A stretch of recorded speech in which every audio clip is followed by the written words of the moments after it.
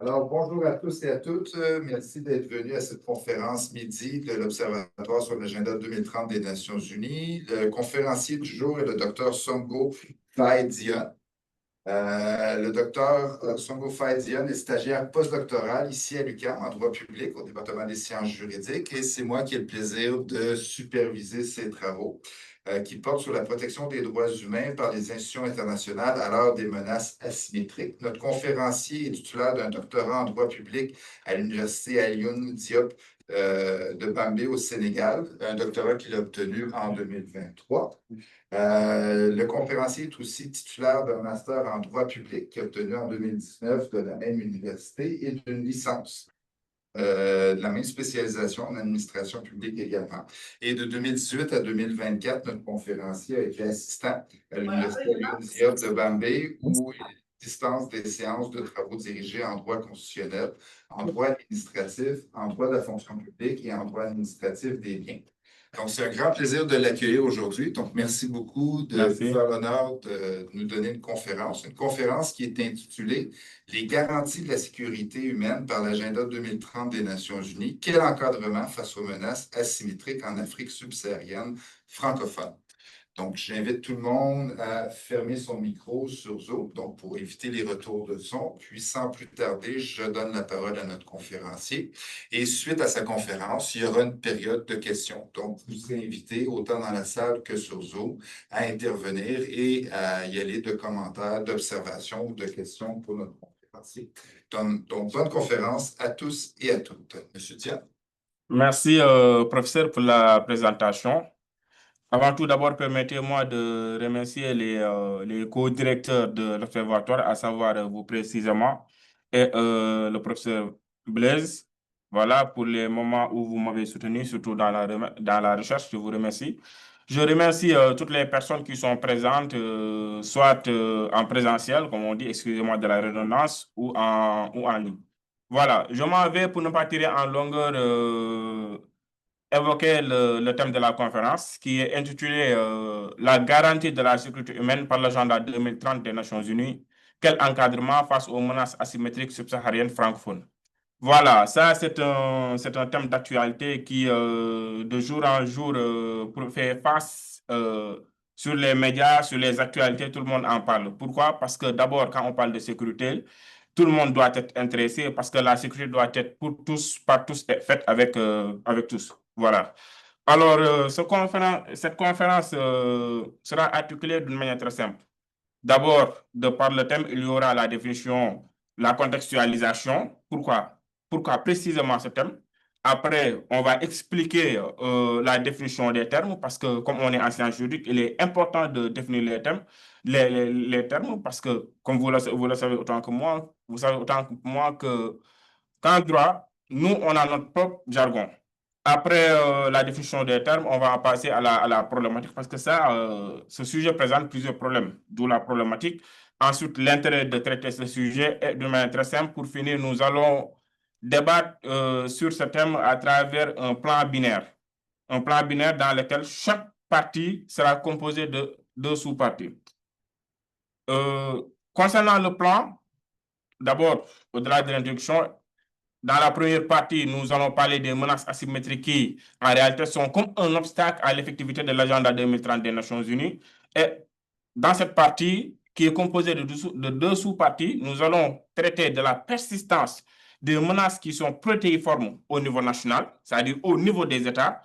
Et dans la deuxième sous-partie, nous allons traiter des menaces qui sont transnationales. Parce qu'actuellement, du fait de l'existence des menaces terroristes, on peut dire que les menaces sont devenues transnationales et transfrontalières.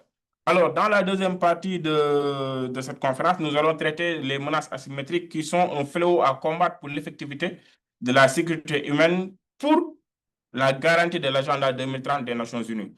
Alors, comment va se faire cette lutte? Cette lutte va se faire par des mesures préventives, c'est-à-dire au plan préventionnel, pour prévenir. Comme on dit, mieux vaut prévenir que guérir. Donc, avant toute chose, on va essayer de mettre des barrières pour qu'il n'y ait pas d'actes de menaces terroristes. Ça, c'est la première sous-partie. Et dans la deuxième sous-partie de la seconde partie, nous allons traiter des menaces répressives. Alors, quand on parle généralement de menaces répressives, c'est parce qu'on a dépassé l'époque ou bien la période préventive. Dans la période préventive, on fait des mesures pour qu'il n'y ait pas d'acte, mais maintenant, parfois, s'il y a acte, qu'est-ce qu'il faut faire? Ça va concerner les mesures répressives qui seront étudiées au plan juridique et judiciaire. Voilà. Aujourd'hui, nous tous, nous savons que la sécurité a changé de forme, est devenue protéiforme. Pourquoi? Parce que l'insécurité est protéiforme. Je m'explique. Il y a plusieurs facteurs qui font que les divers États sont confrontés à plusieurs menaces. Il y a les menaces terroristes, il y a les menaces cyberterroristes, il y a les menaces transfrontalières, il y a les menaces, on peut en citer plusieurs. Maintenant, aujourd'hui, nous tous, nous savons que les peuples subissent les conséquences des conflits. Quand on parle de conflit, c'est parce que généralement, il y a affrontement au niveau des États et au-delà des États. Alors, qui sont ces victimes? Qui sont les victimes de ces conflits? Généralement, ce sont les populations civiles. C'est pourquoi je dis que les peuples subissent les conséquences de ces conflits, soit par procuration, soit ils le subissent directement, de par leur gouvernement. Jadis, la sécurité auparavant, qui était classique, et a changé de forme. Parce que auparavant, quand on parlait de sécurité, c'était juste la sécurité des personnes et de leurs biens. Mais aujourd'hui, la sécurité a changé de facette. On a dépassé cette facette de sécurité classique, à savoir la protection des personnes et des biens. On en est actuellement à la sécurité humaine. Par sécurité humaine, il faut comprendre la sécurité qui englobe le bien-être de la personne. Le bien-être de la personne, le bien-être de la personne englobe le fait de l'éradiquer de la pauvreté, de le mettre dans de bonnes conditions, de l'éduquer, de lui donner une vie saine, voilà, avec les énergies renouvelables, etc. Tout ça est listé dans les 17 axes de l'agenda 2030 des Nations Unies. Aujourd'hui, nous tous, nous savons qu'au plan géographique, géopolitique et géostratégique, l'Afrique regorge plusieurs ambitions. Pourquoi? Parce que le sous-sol africain ou bien ouest africain est tellement riche en matière minière, par exemple, d'où la convoitise des puissances, je dirais, extérieures. Je ne vais pas citer de nom de pays. Voilà.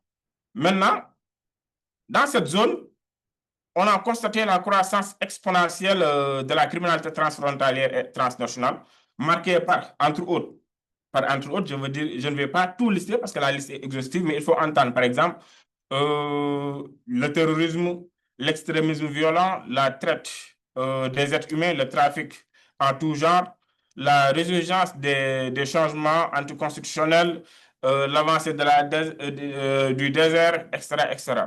Alors, ça, on en est maintenant à la définition des termes. Par garantie, qu'est-ce qu'il faut comprendre? Par garantie, il faut entendre une obligation d'assurer à quelqu'un la jouissance d'une chose, d'un droit ou de le protéger contre un dommage éventuel, d'après le dictionnaire Le Robert. Voilà. Au-delà de la garantie, c'est quoi la sécurité humaine proprement dite? Alors, la sécurité humaine peut être définie dans le cadre général comme étant un mécanisme de planification et d'analyse éprouvé qui promeut une action de l'Organisation des Nations Unies plus globale et davantage axée sur la prévention, qui est très important, dans tous les secteurs regorgeant les objectifs de développement durable, grâce à des solutions adaptées aux différents contextes et à des partenariats visant à aider les populations touchées et à se libérer de la peur et du besoin et à lutter contre l'indignité.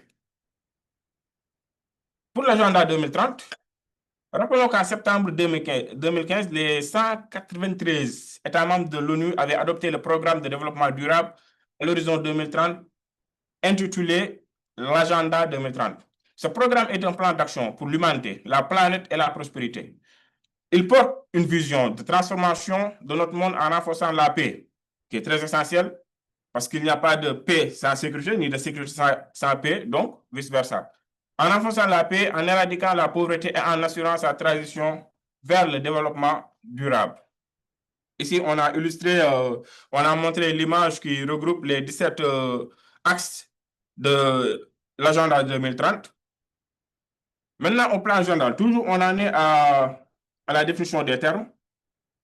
Qu'est-ce qu'il faut entendre par encadrement? L'encadrement désigne l'action de fournir un soutien, des directives ou une structure à des individus ou à un groupe pour faciliter l'atteinte d'objectifs spécifiques.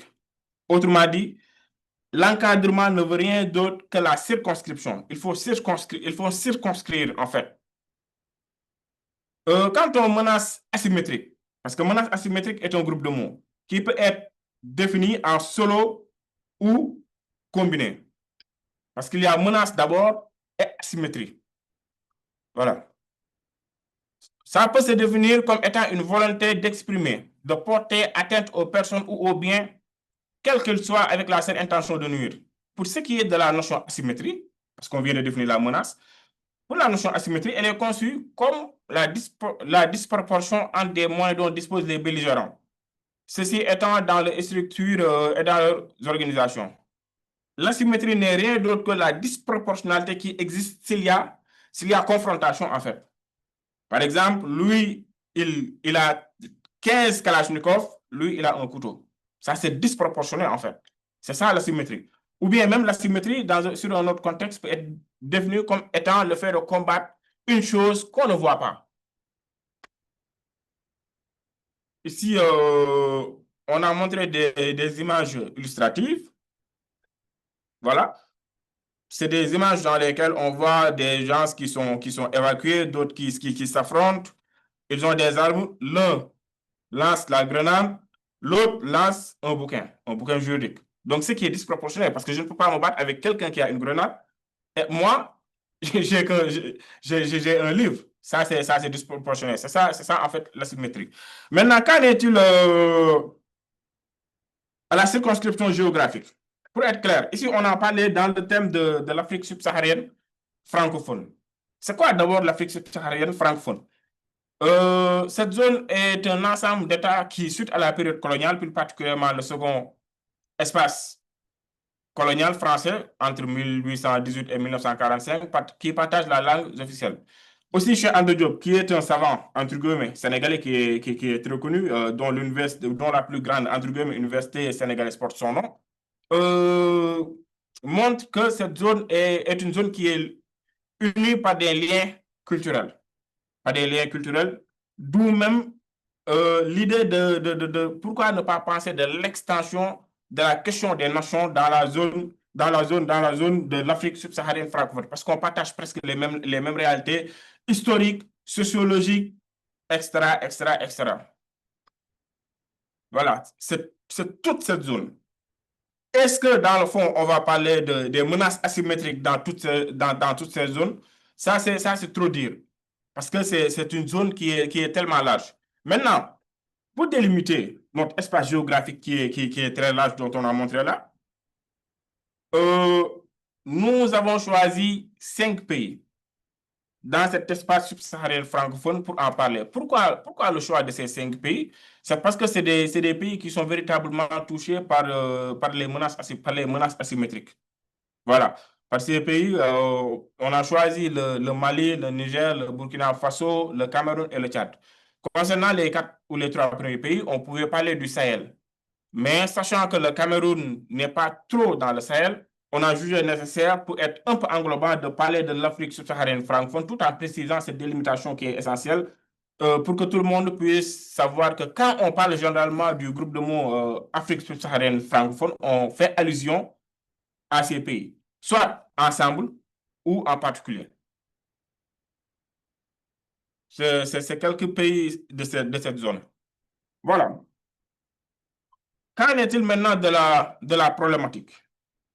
Parce que ce sujet est d'actualité et très intéressant, parce que ça met l'emphase entre l'effectivité de l'agenda 2030 des Nations Unies et la question des menaces asymétriques qui sévissent dans la zone géographique précitée. D'où on a formulé une sous-questions fondamentales éclatées entre guillemets en deux sous-questions. Concernant la première, on s'est posé la question de savoir quels sont les effets ou impacts, tout dépend, des menaces asymétriques en Afrique subsaharienne francophone sur l'agenda 2030 des Nations Unies. Maintenant, ça correspond à la première partie qu'on va développer. Maintenant, qu'en est-il de la deuxième partie? La deuxième partie se recoupe avec notre deuxième sous-question posée, à savoir, est-ce qu'il existe des esquisses de solutions pour encadrer et garantir la sécurité humaine dans cet espace géographique? Avec humilité, on a utilisé le terme esquisse. Pourquoi? Parce qu'on n'est pas censé détenir toute la solution. Mais ce qu'on pense comme étant solution nous pousse à utiliser le terme esquisse de solution. Voilà. Quel est l'intérêt de ce sujet? Au plan pratique, ce sujet est d'une importance capitale, car non seulement il est d'actualité, personne ne peut le nier, mais aussi il nous permet de mettre en détail ou en branle les obstacles qui limitent l'agenda 2030 des Nations Unies et de voir les possibilités de proposer des excuses de solutions pour encadrer et garantir la sécurité humaine. En tant que chercheur, c'est très normal que quand on est face à un problème, on essaie de l'éclater, de voir les racines du mal où le bas blesse, et ensuite de contribuer scientifiquement en faisant quoi? En proposant des excuses de solutions pour au moins circonscrire le fléau. Alors, notre travail s'accentue, comme je l'ai dit précédemment, sur les menaces asymétriques existantes. Mais parmi ces menaces asymétriques, on parlera beaucoup plus du terrorisme, de la menace terroriste. Parce que si je dis terrorisme, peut-être que quelqu'un va me dire, monsieur, c'est quoi le terrorisme? D'abord, le terrorisme n'a pas une définition internationale. Pourquoi? Parce que le terme même est problématique. L'appréhension du terrorisme dépend de celui qui parle. Celui qui parle peut dire que moi, je considère terroriste comme étant. L'autre qui est considéré comme terroriste peut dire que moi, je ne suis pas terroriste parce que je suis un combattant de la liberté. Donc, au niveau international, il n'y a pas de définition harmonisée sur le terrorisme. Mais n'empêche, nous, ce que nous concevons comme étant terrorisme, nous allons principalement ou beaucoup plus parler sur ça, sur les menaces, dans le cadre des menaces asymétriques. Ceci met fin à l'introduction, je dis bien, je fais cette précision. Voilà. Alors, qu'en est-il du développement? Dans la première partie, comme je l'ai dit tantôt, on essaie d'éclater, de voir là où le bas blesse, là où le problème existe, c'est-à-dire les racines du mal, comme on le dit. Ici, on sait que les menaces asymétriques constituent véritablement un obstacle à l'effectivité de l'agenda 2030 des Nations Unies. Alors, ça constitue un obstacle au niveau national.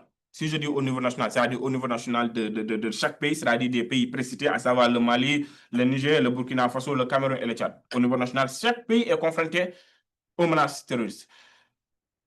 Mais aussi, il faut savoir qu'au-delà du cadre ou bien de l'échelle nationale, au niveau supranational, il y a aussi le phénomène, ou bien les menaces terroristes qui sévissent. Parce que si on prend, le cas le cas de Boko Haram, voilà, c'est vrai, on dit que la base se trouve au Cameroun, etc., mais ils ont des factions dans certains pays ouest-africains. Ce qui veut dire que, ce qui montre la transnationalité des menaces asymétriques qui va faire l'objet de notre deuxième sous-partie dans la première grande partie. Voilà. Ici, on essaie de montrer le cadre général des menaces asymétriques qui sont protéiformes. Alors, j'ai choisi quelques images qui ne sont pas trop violentes pour ne pas heurter la sensibilité des uns et des autres. Mais il faut savoir que les menaces asymétriques dépassent cela. Et même dans le cadre de l'agenda 2030 des Nations Unies, des ODD, est considéré même comme menace ce qui ne relève pas seulement des armes. Par exemple, ici, on a le cas de la sécheresse, qui est une menace, qui peut faire mal, vu les conséquences. Parce que quand on parle de sécheresse, il y a en fait l'agriculture qui est menacée, il y a l'élevage qui est menacé, la question d'aridité, il y a l'eau qui est menacée, etc. Et dans la vie humaine, qui fait abstraction de l'agriculture, qui fait abstraction de l'élevage, peut même détruire ou bien faire ex nihilo l'existence humaine. Voilà. D'après une étude faite par le Centre d'études stratégiques de l'Afrique qui est bien connu, le CESA, Sur le site, j'ai fait des recherches le 19 décembre dernier. Eux, ils ont dit que les conflits persistants en Afrique ont un effet cumulatif sur les crises de gouvernance du continent, éprouvant des régions déjà fragiles. Parce que ces régions sont déjà fragiles au plan économique. Et au-delà de cette fragilité, il y a les menaces asymétriques qui viennent frapper. Donc, ce qui complique davantage les choses. Euh, Aussi, dans les pays particulièrement sahéliens, par pays sahélien, je veux dire par exemple le Mali, le Niger, le Burkina Faso, en 2024, illustre l'effet cumulatif des conflits non résolus, des insurrections, des extrémistes violents, des acteurs étatiques autoritaires qui cherchent à exercer les influences et des catastrophes naturelles. Par acteurs extérieurs, moi j'y ajoute aussi acteurs intérieurs autoritaires. Parce que dans ces pays, on peut dire que certaines autorités sont autoritaires. On peut dire que parfois, voilà, il y a la main lourde qui est là. Je ne vais pas citer de nom, mais on sait tous que parfois, il y a des dirigeants qui exagèrent, surtout avec la mise en cause des droits humains dans leur pays. Voilà. Euh, il y a des données qui sont développées. On a montré qu'en 2021, en fait, la question l'insécurité était montée jusqu'à presque 60%. C'est, tout ce que je mets en gras et en italique n'émanent pas de moi. En fait, les sources sont en bas. Si on voit bien, il y a les références qui sont là. Ceci s'explique par le fait que, par exemple, le Jénim et l'État islamique au Grand Sahara ont intensifier leurs menaces, ce qui est problématique. Dans les États comme par exemple le Mali, on sait tous, surtout avec le JENIM, il y a des frappes toujours qui existent, même s'ils ne sont pas relayés par la presse, il y a des frappes qui existent de sources officielles, on peut les confirmer. Voilà. Au plan démocratique aussi, toujours, ça a un impact sur les menaces asymétriques dans ces zones. Parce que si on regarde bien dans les pays précités, presque je peux dire qu'il y a des putschs dans ces pays, ce qui pose problème parce que quand on parle de putsch, c'est déjà c'est déjà antidémocratique. Est-ce que c'est, je ne dis pas légal, mais est-ce que c'est légitime? Ça, je n'en sais rien. Peut-être que les peuples de ces dirigeants peuvent dire que oui, il a fait un putsch, oui, on l'aime, mais bon, au plan juridique, c'est anticonstitutionnel. Et ça a un impact sur l'effectivité de l'agenda 2030 des Nations Unies, parce que par l'agenda, par les ODD, on peut comprendre le fait que les populations puissent bénéficier en réalité des droits qui leur permettent de s'exprimer librement, d'exprimer librement leurs opinions. Et de ça, on peut entendre, par exemple, le droit de vote, etc. Ce faisant, on peut dire que ces citoyens sont toujours privés de certains droits par leur peuple, d'où même la cause de certaines frustrations qui poussent à prendre les armes pour combattre. Les exemples sont là. Voilà. Alors, si on fait une étude de cas par cas concernant le Mali, comme je l'ai dit tantôt, on peut faire des études en solo. Si on prend le cas du Mali qui est affecté au plan économique, au plan financier et au plan politique, voilà, ce pays qui a une économie faible, à faible revenu peut diversifier et exposer aux fluctuations des matières premières. Voilà, le Mali est confronté à plusieurs problèmes économiques ou bien de développement qui englobent certaines choses. Le Niger, lui, est souvent récemment, il y a 3 ou 4 jours, j'ai vu sur un site officiel qu'ils- que certaines populations civiles ont été victimes d'attaques terroristes, surtout au niveau du Nord, ce qui est un frein pour l'effectivité de l'agenda 2030 des Nations Unies, parce qu'il y a le cadre sécuritaire qui est toujours imposé. Alors, au Burkina Faso, c'est le même cas. Au Burkina Faso, c'est le même cas. Et même, est-ce que le problème n'est pas plus problématique là-bas, on peut le dire, parce que ce pays souffre d'une crise alimentaire sans précédent, une dégradation majeure de l'accès à l'eau et aux services sociaux essentiels, sans oublier la difficulté de l'accès aux populations ayant besoin d'une aide humanitaire dans les zones non contrôlées par l'État. Parce que au nord, toujours au nord du Burkina Faso, il y a des zones qui ne sont pas véritablement contrôlées par l'État. Et même ces zones sont considérées comme des bases par les occupants, par les islamistes. Voilà, par les islamistes terroristes. Parce qu'il est important de faire cette précision. Même si on dit que les terroristes sont principalement islamistes, mais bon, d'autres préfèrent dire islamique parce qu'il y a une différence entre islamiste et islamique. C'est quoi la différence? Peut-être que la question serait posée. Voilà. Concernant le Tchad, on peut dire que ce pays fait face à plusieurs types de menaces comme le terrorisme, surtout avec les exactions de Boko Haram. Parce que il faut comprendre que Boko Haram occupe en fait ou bien sévit dans les zones du bassin du lac Tchad. Et il est principalement dans trois pays. Il est principalement dans trois pays parce que qui parle de menaces asymétriques parle de mobilité. Ils sont très mobiles, peuvent se déplacer d'une frontière à une autre, peuvent quitter un pays à un autre. Pourquoi? Parce qu'ils sont très mobiles et s'ils sont sur un espace géographique bien défini, ils peuvent faire l'objet de frappe. Donc, ils sont un peu transnationaux, ils sont très mobiles. Toujours pour montrer la fragilité du Tchad, ici, on peut dire que de source officielle, l'indice du capital humain pour le Tchad est de 0,30. Ce qui signifie qu'un enfant né aujourd'hui sera 70% moins productif à l'âge adulte qu'un enfant ayant reçu une éducation de qualité et bénéficié de services de santé. Rien que ça, c'est problématique face à l'agenda 2030 des Nations Unies. Dans tous ces pays précités, il est clair que pour garantir la sécurité humaine, ce serait compliqué. Pourquoi? Parce que les bases de la sécurité humaine, de l'agenda 2030 des Nations Unies, sont à terre. Sont à terre.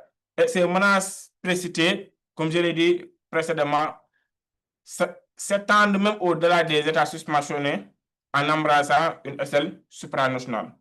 Ce qui nous pousse véritablement à parler de la recrudescence des menaces transfrontalières et transnationales. De par les faits, il est possible d'affirmer que le développement de la criminalité transnationale reste une large mesure la conséquence des conflits sociopolitiques ayant abouti à l'affaiblissement du contrôle des États dans certaines zones frontalières ou zones de crise devenues endémiques. Ce qui complique les choses. Parce que, par exemple, la question de la transnationalité pose problème et est très difficile à combattre et enrage bien même les auteurs de ces menaces. Pourquoi? Parce que si on prend le cas du terrorisme, le commanditaire peut être au Mali, le financier peut être dans un autre pays, par exemple, comme le Cameroun, et l'acte peut être perpétré au Burkina Faso. Ce qui complique la traque, ce qui complique les choses, ce qui montre qu'en réalité que le caractère transnational pose problème, parce que ça complique réellement la traque. Ce trafic concerne, et même comme je l'ai dit tantôt, comme je l'ai dit précédemment, on a beaucoup parlé sur le terrorisme, mais on sait que le terrorisme n'est pas uniquement la menace terroriste. Parce que la menace terroriste ou les menaces terroristes englobent et dépassent le terrorisme. Toujours parmi ces menaces, on a parlé du trafic de cocaïne avec l'exemple de Air Cocaïne. Je pense que je ne sais plus si c'est en 2009 ou en 2011 au Mali, Air Cocaïne. Il y a aussi le trafic des hydrocarbures qui pose problème, qui est une menace avec toutes les conséquences, parce que quand on parle de trafic d'hydrocarbures ou de trafic de migrants surtout, là, on peut sous-entendre le trafic d'organes. Voilà, surtout des femmes et des enfants. Il y a aussi le trafic des armes à feu qui est très fréquent, surtout des armes de petit calibre. Et aussi, il y a le trafic des médicaments qui sont frauduleux, parce que et même si on parle de médicaments frauduleux, là, c'est une limite en fait à l'effectivité de l'agenda 2030 des Nations Unies. Pourquoi? Parce que il y a le cadre de la santé qui pose problème, qui est très limité. Voilà. En fait, mais il faut savoir que face à la transnationalité de la menace terroriste, il y a le cadre juridique qui est là. Il y a le cadre juridique qui a tout fait pour, qui a tout fait pour limiter en fait les menaces. Parmi les cadres juridiques, il y a la Convention unique sur les stupéfiants de 1961 à New York, qui a été modifiée par le protocole de 1972. Il y a la Convention sur les substances psychotropes. Il y a la Convention des Nations Unies contre le trafic illicite de stupéfiants. Il y a la Convention des Nations Unies contre la criminalité transnationale organisée et ses protocoles de 2000. Il y a la Convention des Nations Unies contre la corruption de 2003. Ça, c'est au niveau international. Au niveau régional, il y a le plan d'action régional de la CEDEAO adopté par les chefs d'État et de gouvernement à Abuja en 2009. Ce dispositif qui est émané du plan d'action de l'Union africaine sur la lutte contre la drogue et la prévention de la criminalité est toujours là. Il y a aussi la Convention sur les armes légères et de petit calibre en Afrique de l'Ouest adoptée en juin 2006. Alors, de par là, il est essentiel d'évoquer le cadre juridique pour montrer que même si les menaces sont là, les gens ont tout fait pour contenir d'une manière préventionnelle ces menaces. Mais est-ce que ce cadre juridique est bien appliqué? Est-ce que l'implémentation, autant pour moi, est bien faite? Est-ce que les États sont en mesure ou ont les capacités de les implémenter? Parfois, ça pose problème. Voilà. Mais de toute façon, il faut savoir que la criminalité organisée entrave l'efficacité du contrôle par les autorités des frontières et des territoires. Toujours, ces menaces minent l'autorité des États, favorisent la corruption et sapent le développement économique. Alors, ces menaces ouvrent la voie à des phénomènes de radicalisation qui peuvent entraîner des actes d'extrémisme et de terrorisme violent. Au-delà de ce qui est susmentionné, aujourd'hui, avec les TIC, on ne peut pas parler de menaces asymétriques et faire abstraction au monde cyber. Donc, forcément, nous allons parler des cybermenaces. Les cybermenaces qui peuvent s'exprimer de plusieurs raisons, soit de par la faiblesse des infrastructures de cybersécurité, de par les systèmes de défense numérique et les politiques de cybersécurité dans le monde des pays, dans de nombreux pays de la région qui sont en fait insuffisants. Pourquoi? Parce que ou bien tout, dans ces pays qu'on a évoqués, à savoir par exemple le Mali, le Niger, le Burkina Faso et le Tchad, ne sont pas très développés dans le monde cyber. Pourquoi? Parce qu'ils sont préoccupés par autre chose, par la lutte sur le terrain. Aujourd'hui, vu la tendance actuelle, on est en 2025, on peut dire même que la guerre ou bien même les menaces sont beaucoup plus fréquentes dans le cyberespace. De ce qui précède, il est important ou bien il est essentiel de montrer que la menace asymétrique augmente, soit directement ou indirectement. Et quelles sont les conséquences? La pauvreté, c'est une limite aux ODD, la faim, les problèmes sanitaires, le manque d'éducation, l'inégalité entre les sexes, l'insalubrité, les insuffisances énergétiques, le chômage des jeunes, les déficits économiques et financiers, les problèmes environnementaux, l'absence de paix, de justice et d'institutions. Tout ça, c'est les objectifs de développement durable et les menaces asymétriques les limites, surtout sur le terrain. Donc, il est important, face à ces menaces qui limitent les objectifs de développement durable au plan interne des États, c'est-à-dire national, et au plan supranational, c'est-à-dire en dehors des États, il est important de faire des esquisses, de proposer des esquisses de solutions pour au moins essayer de contenir ces menaces. Pourquoi? Parce qu'il n'y a pas de sécurité sans développement, ni de développement sans sécurité. Donc, vice-versa. Parce que, actuellement, pour parler de sécurité, il faut des moyens. Et qui parle de moyens, parle de finances, parle de développement, parle d'économie. Et si on n'est pas assez outillé, là, on risque de passer à côté dans le cadre sécuritaire. C'est très logique. Alors, de ce qui est sus-évoqué, nous allons parler des menaces asymétriques qui sont un fléau à lutter pour l'effectivité de l'agenda 2030 des Nations Unies. Alors, cette lutte va se faire par des mesures préventives, c'est-à-dire avant, et par des mesures répressives, c'est-à-dire que s'il y a acte, par exemple. Alors, au plan préventionnel, il y a des approches qui peuvent être empruntées. Par exemple, il faut le renforcement des mécanismes économiques au plan préventionnel, le renforcement des mécanismes sociaux, juridiques, opérationnels et judiciaires. Connaissant cette tendance, aujourd'hui, les organisations régionales et sous-régionales essaient de contenir ça parce que chacune de ces organisations, soit régionales ou sous-régionales, essaie de mettre en place des dispositifs ou des mécanismes pour contenir. Alors, dans le cadre des mesures préventives au plan social, économique, juridique et opérationnel, d'abord, dans le premier, il y a de nombreux protocoles et conventions qui luttent les menaces asymétriques telles que le terrorisme et toutes les menaces qui lui sont connexes. Par menaces qui lui sont connexes, on peut parler par exemple des trafics en tout genre pour être englobant. Voilà. Sous toutes leurs formes et manifestations. À côté de ces mécanismes juridiques, c'est-à-dire conventions et protocoles, il est important d'agir au plan social, économique et opérationnel. Actuellement, avec le cadre de la gouvernance et du développement, il est important que les États essaient d'avancer, de revoir leur méthode de gouvernance. Parce que si je reviens pour citer les pays, à savoir le Mali, le Niger, le Burkina Faso, le Cameroun et le Tchad, excepté un, je peux dire que tous ces pays sont dirigés par des gens qui sont entre guillemets antidémocratiques, ce qui pose un réel problème de gouvernance. Pourquoi? Parce que la gouvernance va se faire avec une main de fer. Le Mali est là. Récemment, beaucoup de partis ont été suspendus pour des causes que beaucoup de personnes qu'on ignore en fait.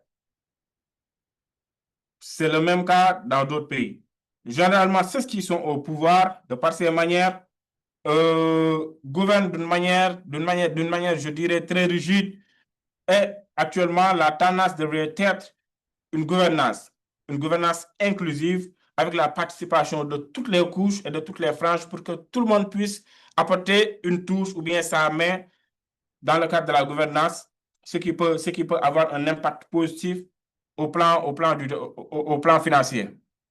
Voilà.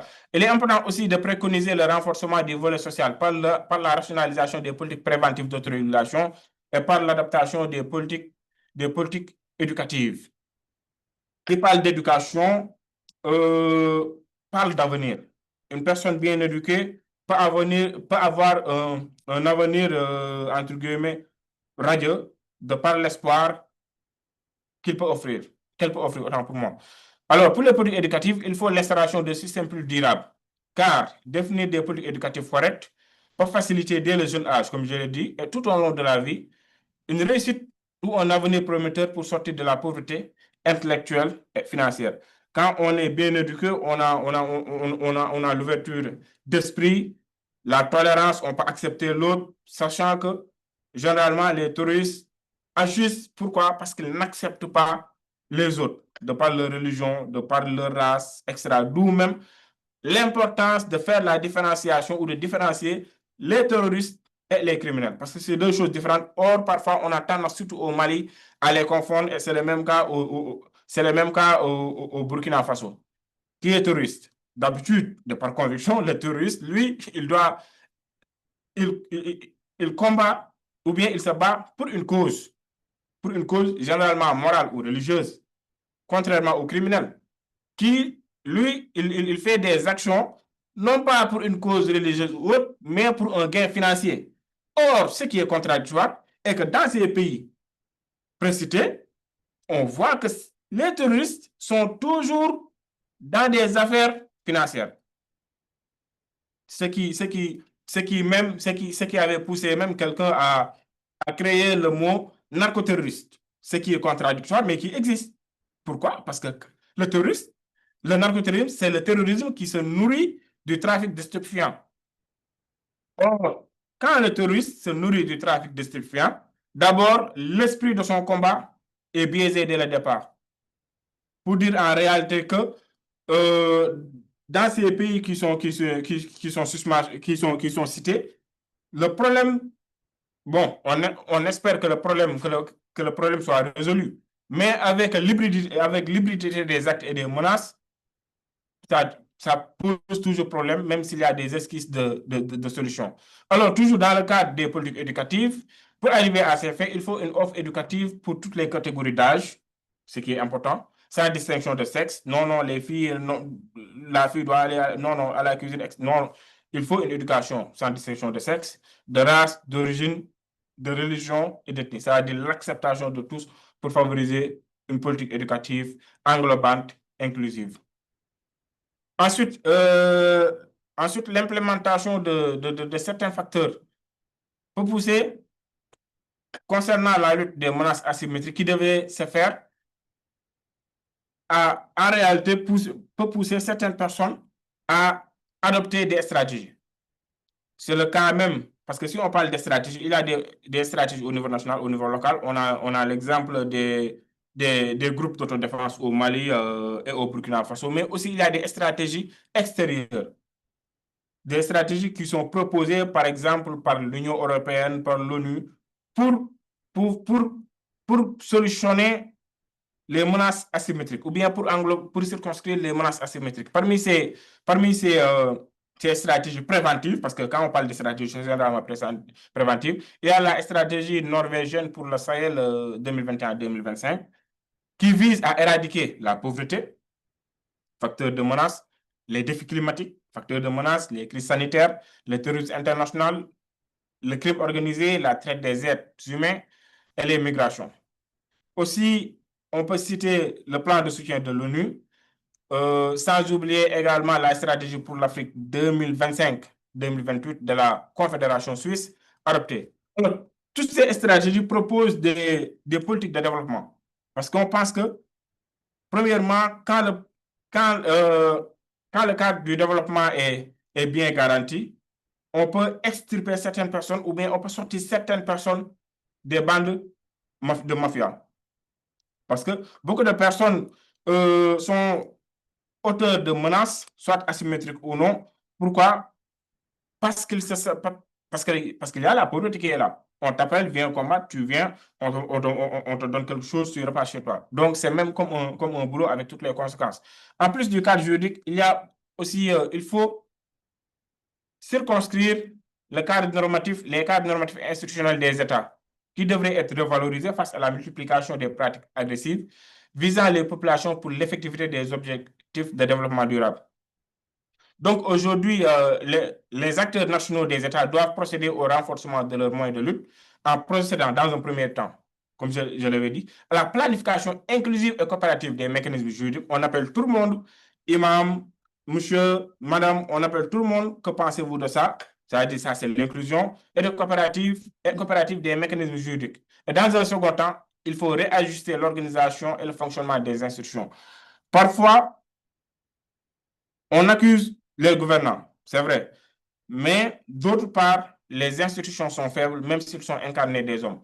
Les institutions sont faibles parce que l'architecture d'organisation et de fonctionnement n'est pas correcte, ce qui aura des conséquences ou bien des effets sur le fonctionnement même de l'institution. Il faut également faire preuve d'une grande rigueur dans l'aménagement et la modernisation des infrastructures institutionnelles, aussi étroitement évaluer et accroître les maigres ressources budgétaires qui leur sont allouées. En dehors de ces pays cités, j'avais vu un documentaire dans lequel on montrait la brigade de recherche, je ne sais pas, en tout cas, c'est la brigade de recherche qui se trouve en Côte d'Ivoire. Alors, ils avaient la volonté de combattre contre les menaces asymétriques, mais ils n'avaient pas assez de budget, assez de moyens, ce qui limite leurs actions avec toutes les conséquences. Au plan opérationnel, qui parle d'opérationnalité, pense forcément au plan militaire ou policier, au plan militaire ou policier, autant pour moi. Alors, dans le cadre du plan opérationnel, il est urgent de renforcer les cadres de prévention opérationnelle. Ceci peut se faire par le développement et la mise en œuvre de politiques et programmes nationaux et supranationaux qui visent spécifiquement les mesures sécuritaires. Ainsi, il faut la reformation des secteurs des forces de défense et de sécurité. Les forces de défense et de sécurité ne doivent pas être là uniquement pour s'accaparer du pouvoir. Parce que qui parle de défense et de sécurité parle de mission régalienne de l'État.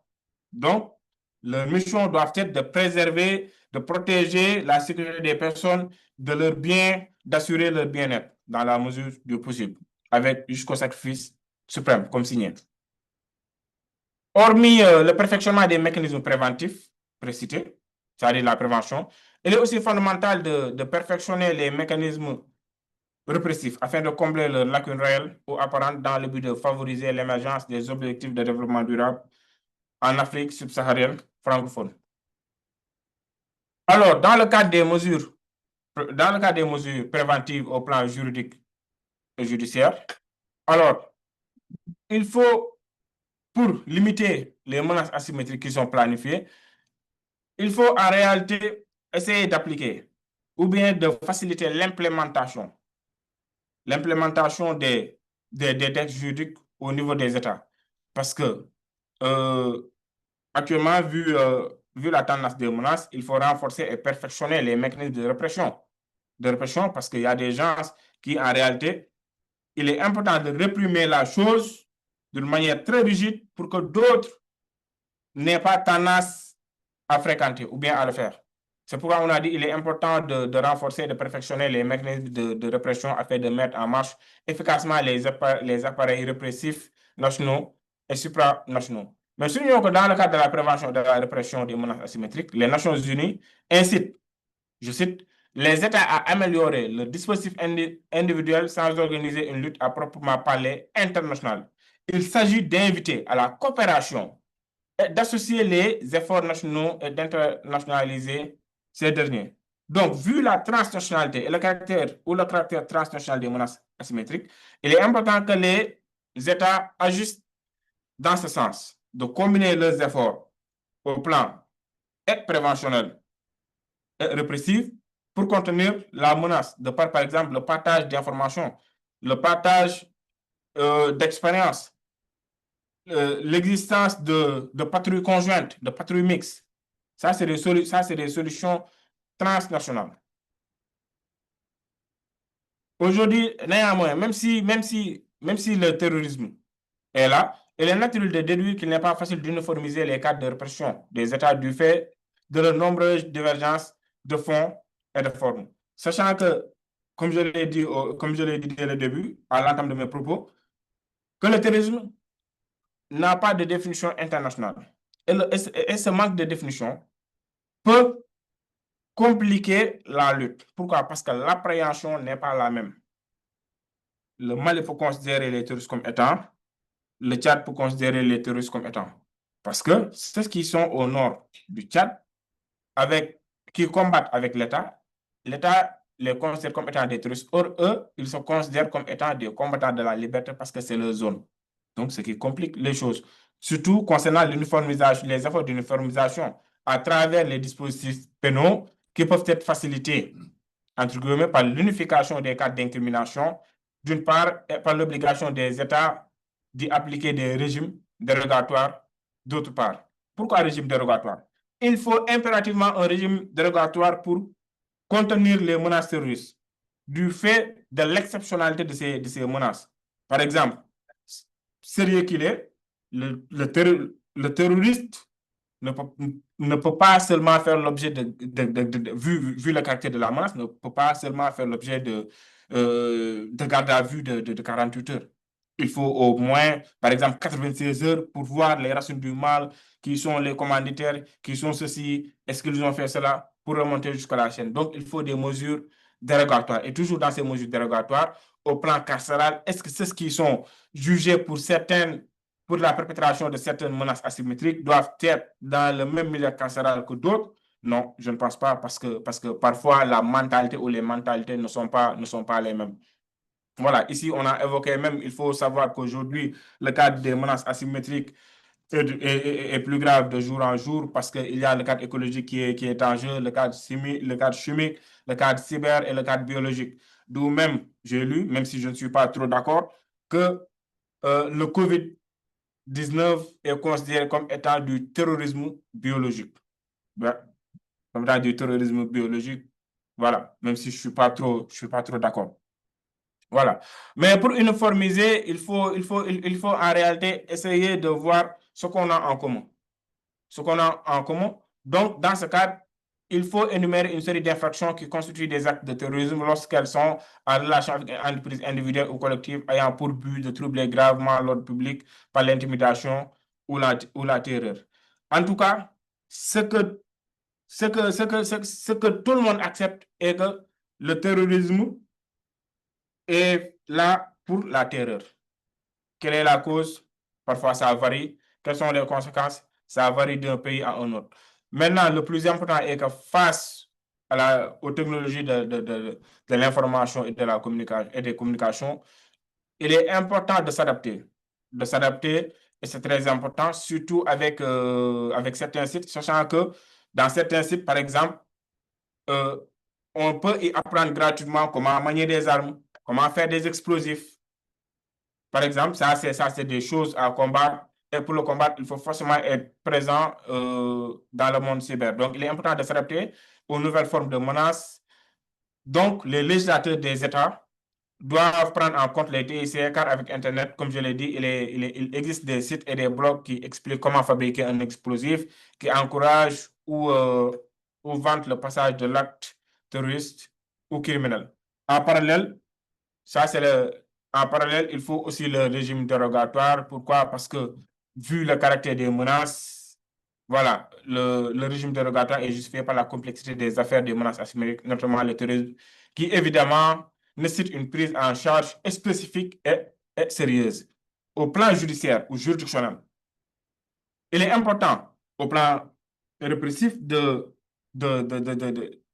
faciliter la coopération supranationale par le biais de l'extradition et de l'aide judiciaire dans le cadre de la lutte contre les menaces asymétriques, qui est une exigence pour les États du fait du caractère transnational et transfrontalier des menaces actuelles. D'ailleurs, à ce point, le Conseil de sécurité, à travers la résolution mère de la lutte contre le terrorisme, c'est-à-dire la résolution 1373 de 2001, qui est dotée d'une portée générale obligatoire, demande aux États de collaborer entre eux. Aussi, il est important toujours de réajuster les mécanismes juridictionnels opérationnels. Donc, pour ce faire, il faut, dans un premier temps, adapter les mécanismes juridictionnels au contexte actuel, c'est-à-dire la mise à jour, comme je l'ai dit tantôt, avec l'existence des régimes dérogatoires, adapter les mécanismes juridictionnels au contexte actuel des nouveaux défis sécuritaires et, dans un second temps, mettre en place des stratégies opérationnelles qui parlent d'opérationnalité, parlent d'adapter les forces de défense et de sécurité de ces pays. Pourquoi? Parce que il faut en réalité revoir le cadre d'organisation et de fonctionnement. Il faut équiper les militaires parce que ce qui est contradictoire est que, surtout depuis la chute de Muammar Kadhafi en 2011, on a, on a tous compris, ou bien on présume tous que les armes qui sévissent dans les pays, à savoir le Mali, le Niger, le Burkina Faso, le Cameroun et le Tchad, ces armes proviennent du pays de Kadhafi. Donc, et ce qui est contradictoire est que généralement, ceux qui sont considérés comme terroristes sont beaucoup plus, ou bien sont beaucoup mieux armés que les forces de défense et de sécurité régulières de ces pays précités. Donc, il est important de mettre à jour, d'équiper, de revoir le cadre institutionnel des FDS, de revoir aussi la posture des militaires au plan national et supranational. Pourquoi supranational? Pourquoi? Parce qu'avec le Conseil de sécurité, mais avec l'Organisation des Nations Unies, il y a souvent des missions de maintien de paix, des missions de maintien de paix qui sont là. Donc, il faut impérativement mieux voir au niveau supranational comment faire pour équiper les FDS des États. Sans oublier aussi l'obligation d'activer la force en attente de la CEDEAO, qui est une demande. Afin d'adapter les mécanismes juridictionnels au contexte actuel des nouveaux défis sécuritaires, il faut la création de juridictions spécialisées qui parlent de régime dérogatoire, parlent forcément de juridictions spécialisées, de magistrats spécialisés, de procédures, etc. Et l'exigence de juger les présumés terroristes ou criminels à travers des procès justes et équitables, sans oublier la réformation des systèmes pénitentiaires. Pourquoi l'exigence de juger les présumés terroristes ou criminels? Parce que dans nos pays, on voit généralement que l'opposant peut être muselé, ou bien les opposants sont muselés, et parfois pour les écarter, on les considère des terroristes, on fait appliquer des lois terroristes. Pourquoi? Uniquement pour les écarter ou bien les noyer politiquement. C'est pourquoi il est important dans le cadre de la lutte contre les menaces asymétriques de juger les présumés terroristes à travers des procès justes et équitables. Enfin, il faut savoir que le renforcement des mécanismes répressifs dans le cadre de la lutte contre les menaces asymétriques devrait être une réalité palpable à ne pas négliger, même si l'on sait incontestablement tous que mieux vaut prévenir que guérir. Donc, moi, la solution que je prône, c'est plus de miser sur la prévention que la répression. Pourquoi? Parce que quand on parle de prévention, là, l'acte n'est pas encore perpétré. On fait tout pour éviter qu'il y ait dommage, que l'acte soit perpétré. Donc, c'est très important de favoriser la prévention. Parce que quand on parle de répression, c'est parce que les dommages sont déjà là, on essaie de contenir, voir les enquêtes. Dans tout ça, le mal est déjà fait. Pour finir, en somme, il ressort de ce travail de recherche que les menaces asymétriques se manifestent et constituent un défi majeur pour toute l'Afrique en général et limitent les objectifs de développement durable. Parce que de tout ce qui a été évoqué, les actes des objectifs, l'ensemble des actes des objectifs de développement durable sont limités. Du premier point jusqu'au 6e point, ils sont tous limités. Donc, il faut aujourd'hui de ce qui existe, la prolifération de jour en jour des groupes islamistes, pour ne pas dire islamiques, je précise, et criminels sont récurrents et préoccupantes. Donc, de par les faits d'actualité, on voit que les actes sont souvent nombreux, divers et variés, protéiformes. Donc, il faut s'adapter au contexte d'évolution. Aussi, les stratégies mentionnées devraient être traduites localement à travers des cadres qui abordent les différentes dimensions des menaces asymétriques, qui incluent une approche holistique, c'est-à-dire une approche englobante. Une approche englobante qui appelle toutes les franges, tout le monde à venir participer pour au moins qu'il y ait, pas l'égalité, mais légitimité dans la lutte contre ces menaces. Et d'une manière très simple aussi, pour lutter contre ces menaces, il faut contrer la pauvreté, l'exclusion, la marginalisation, la corruption, la propagande, la radicalisation, le financement des activités terroristes et criminelles et l'enrôlement des jeunes dans les sectes islamistes. Aujourd'hui, il est important que les États subsahariens francophones s'engagent à travailler davantage et à faire en sorte que la zone atteigne ces ou les objectifs de développement durable d'ici 2030, car récemment, en 2020, le rapport des ODD en Afrique avait montré que les progrès étaient très, très, très, très faibles. Sachant que l'ampleur de la tâche qui nous attend en tant que citoyens du monde, là, je ne parle pas en tant que citoyen ouest africain, mais en tant que citoyen ouest africain, en tant que citoyen du monde, parce que la sécurité est pour tous, donc, ne devrons-nous pas nous poser la question de savoir est-ce qu'il ne faut pas concilier les objectifs de développement durable et l'agenda 2063 de l'Union africaine pour une paix durable dans une zone à turbulence.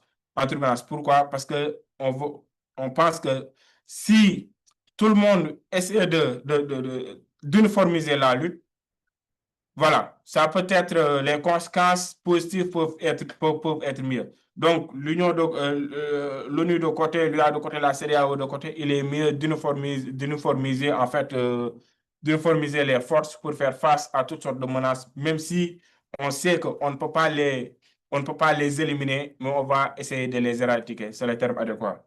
Merci de votre aimable attention. Merci.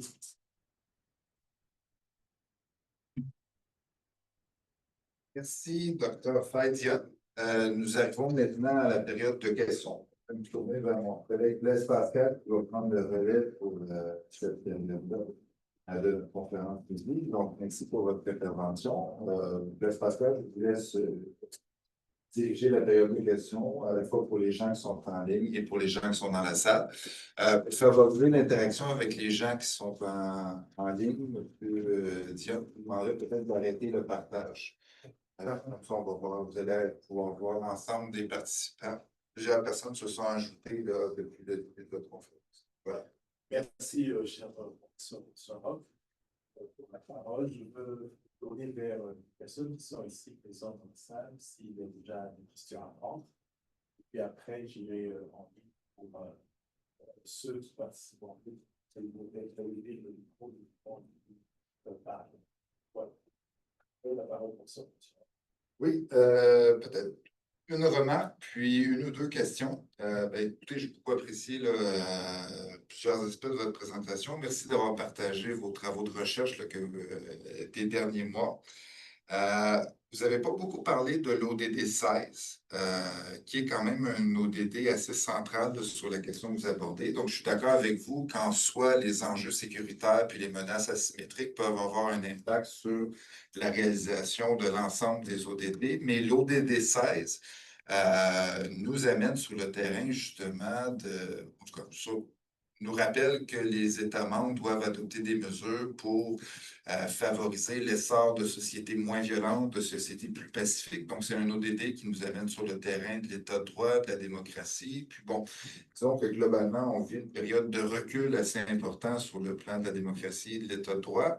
Et je me demandais, dans ce contexte-là, quel était non seulement le rôle des autorités policières, de l'armée ou encore des autorités judiciaires de chaque pays, mais au demeurant, et notamment sur le continent africain, quel rôle vous voyez pour des institutions comme la Cour africaine des droits de l'homme et des peuples, mais aussi de l'Union africaine en tant que telle? Parce que vous l'avez dit à la toute fin de votre présentation, il y a des éléments de convergence à établir entre l'agenda 2030 d'un côté et l'agenda 2063 de l'autre.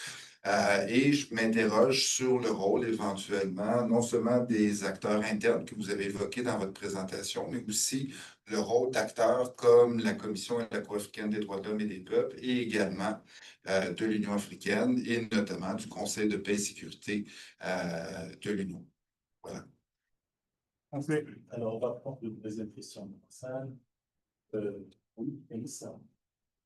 Oui, bonjour à tous. J'avais potentiellement deux questions. La première question, alors je m'excuse parce que j'ai peut-être manqué une première partie de votre exposé.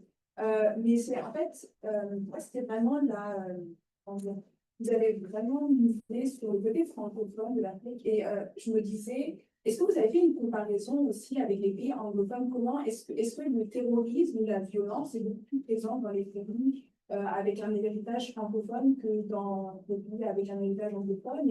Et selon vous, pourquoi? Est-ce qu'il y a un lien peut-être aussi au niveau de la culture ou peut-être avec, on va dire, le passé colonial? Comment ça s'organise à ce niveau-là? Et la deuxième question que j'avais potentiellement, c'est parce que vous avez, à un moment, j'ai beaucoup aimé la phrase comme quoi, ben, je ne sais pas si, enfin, c'est là, je pense la chose, mais la question de la sécurité et du développement, parce que généralement, ce qu'on voit aussi, ben, peut-être un peu dans...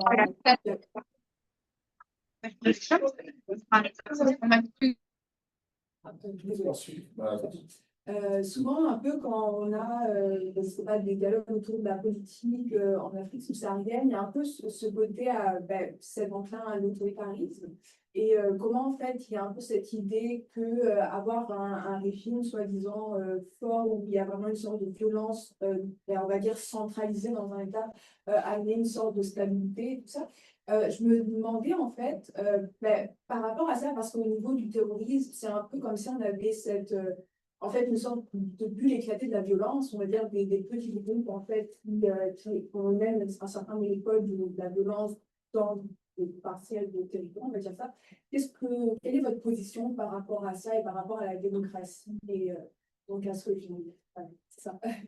Alors, je vais passer la parole à M. Sango pour les trois personnes qui ont posé la question. Il y a aussi une question en ligne de M. Kaloubé qui veut savoir à partir de quel moment le concept de menace symétrique a été consacré alors que tous les éléments cités sont considérés comme classiques dans la doctrine de l'unité.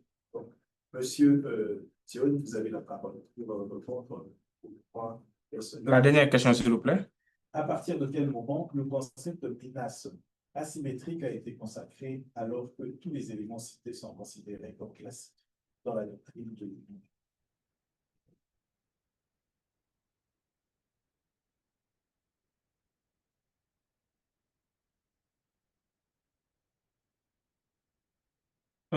Merci pour vos questions. Alors, concernant la première, pourquoi ne pas trop parler sur le point 16 de l'agenda 2030? Le point 16 concerne la paix, justice et institutions efficaces, c'est-à-dire promouvoir l'avènement de sociétés pacifiques et inclusives, assurer l'accès de tous à la justice. Voilà.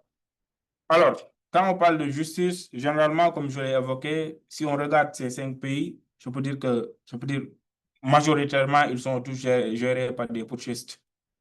Par des putschistes, voilà. Ce qui pose déjà problème, même si ce n'est pas une raison. Parce que qui parle de justice parle d'égalité des gens, de tout le monde de tout le monde devant la loi. Et généralement, dans ces pays, la justice pose problème.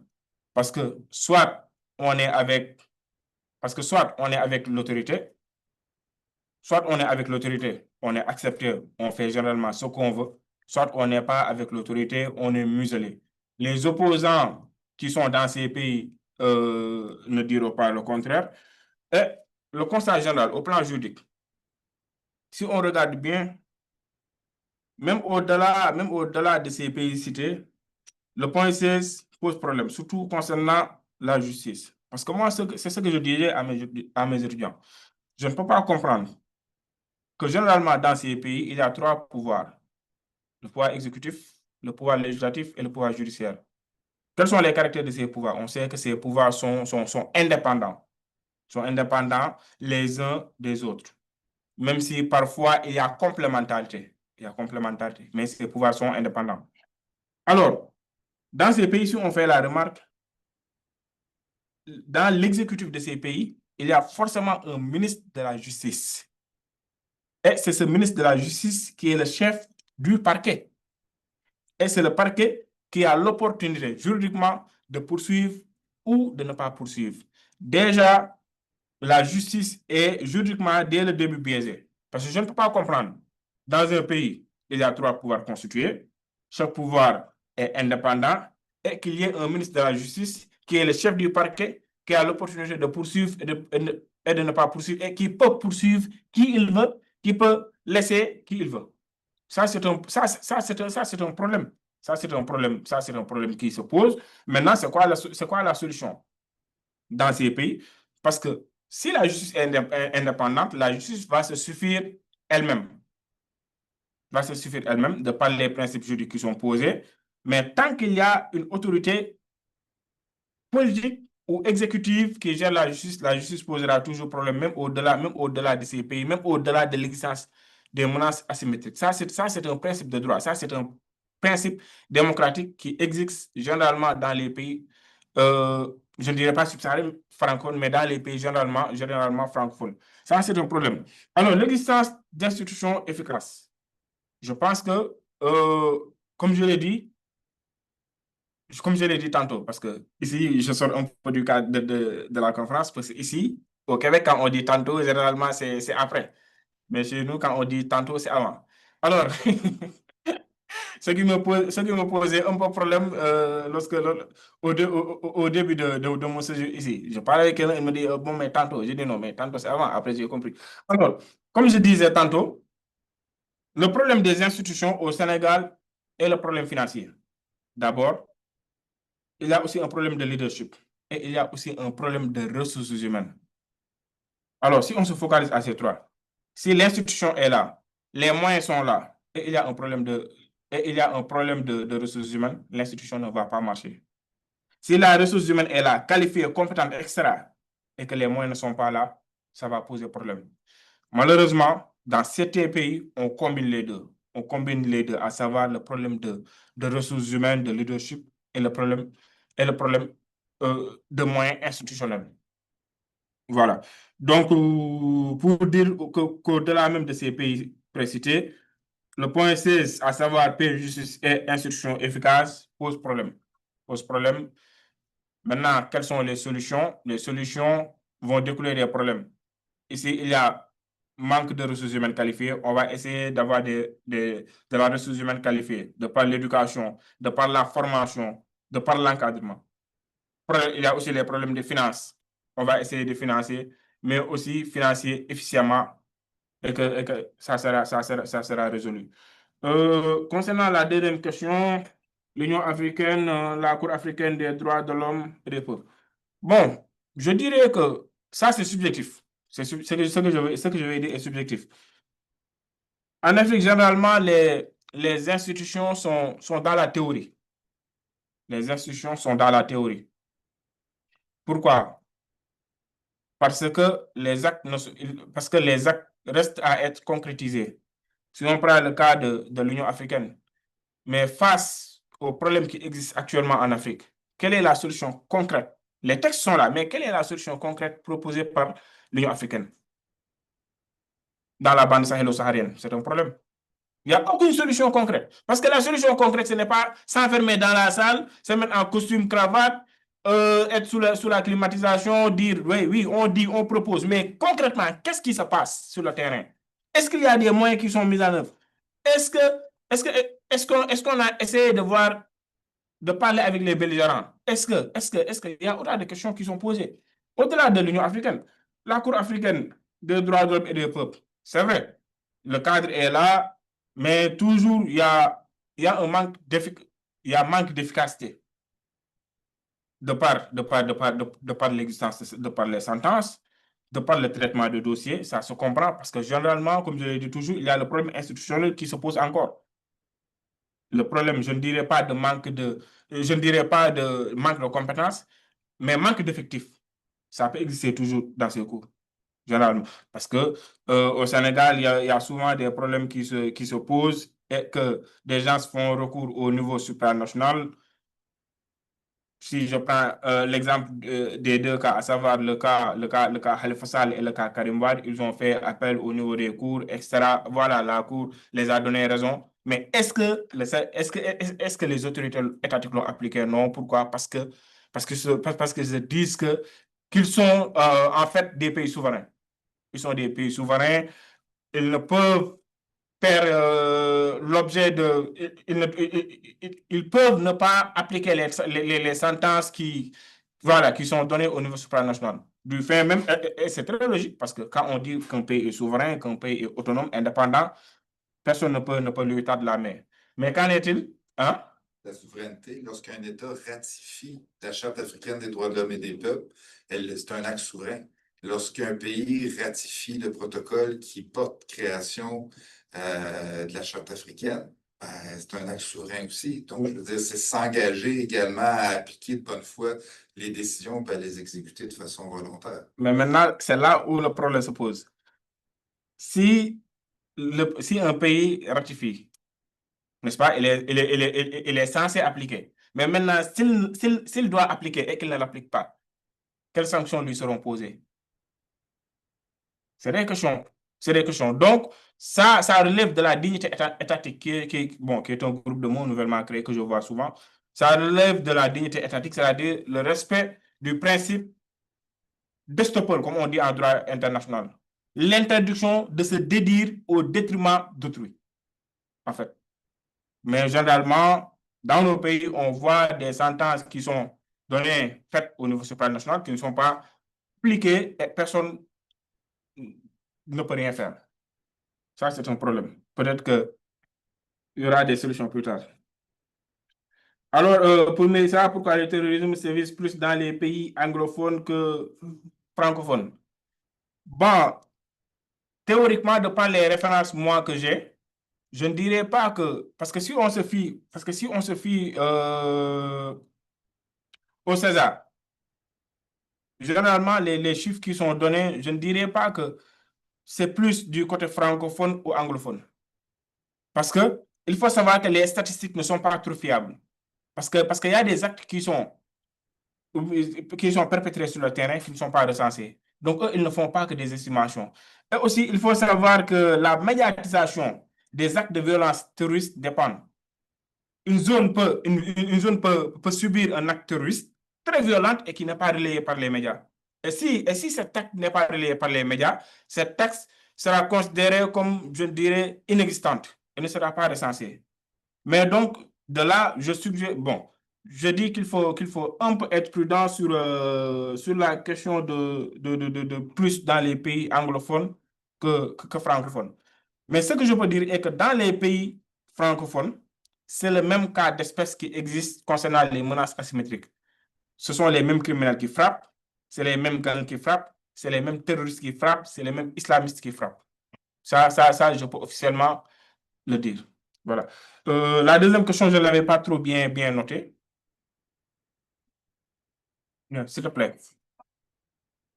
Vous avez dit développement et de sécurité, comme quoi les deux notions sont importantes Effectivement. pour la réalisation de l'autre. Mhm. Et en fait, ici, généralement, vous avez aussi mentionné le problème de la politique, de la gouvernance. Mhm. Et la question que je me posais, c'est que par exemple, j'ai eu des conversations, on va dire, sur la gouvernance en Afrique subsaharienne à plusieurs occasions, et puis des fois, il y a des idées d'autoritarisme, et que ça peut être une voie pour la stabilité, la sécurité, au niveau de l'efficacité en tout cas.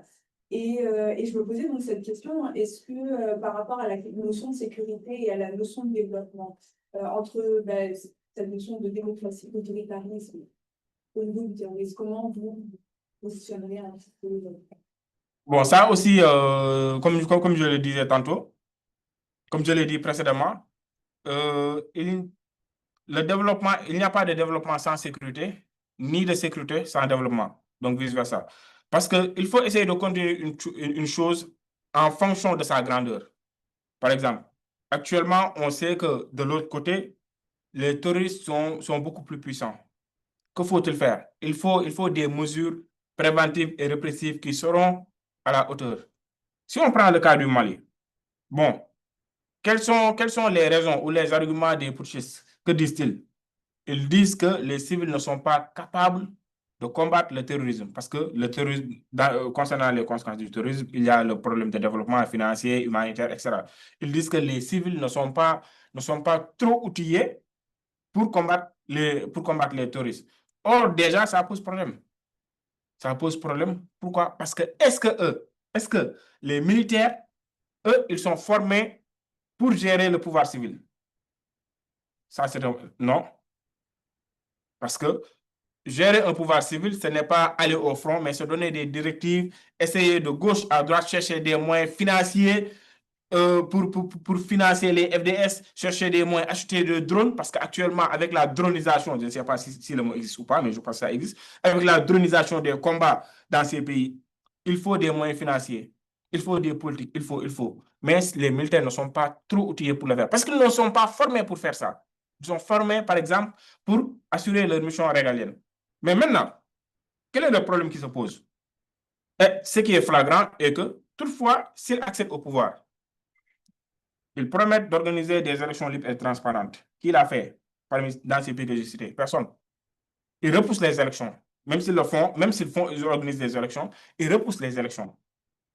Troisièmement, le problème qui est plus, genre, comment dire, le problème qui est plus fréquent est que les jeunes qui les accompagnaient vont désister. Pourquoi? Parce que c'est le début de la tyrannie. Ils viennent, ils corsent. Ils limitent la démocratie. Ce qui pousse maintenant à certains jeunes, parce que j'ai eu à lire certaines recherches sur ça, certains jeunes se sentent frustrés, se sentent marginalisés avec la pauvreté. Parce que si on n'a vécu certaines situations, on ne peut pas la comprendre. Avec la marginalisation, la pauvreté, l'exclusion, etc., au lieu maintenant de soutenir le gouvernement, ils disent que non, ce sont les putschistes qui sont à cause de leur mot, MAUX. Maintenant, que font-ils? Ils se rangent du côté des criminels ou des terroristes pour maintenant combattre. Donc ça, c'est un cycle. C'est quoi la solution? Il faut démocratiser. C'est quoi la solution? Il faut juste démocratiser les choses, faire de telle sorte qu'il y ait des politiques inclusives. Moi, je mise sur l'inclusion. Pourquoi? Parce que quand il y a inclusion, il y a la légitimité.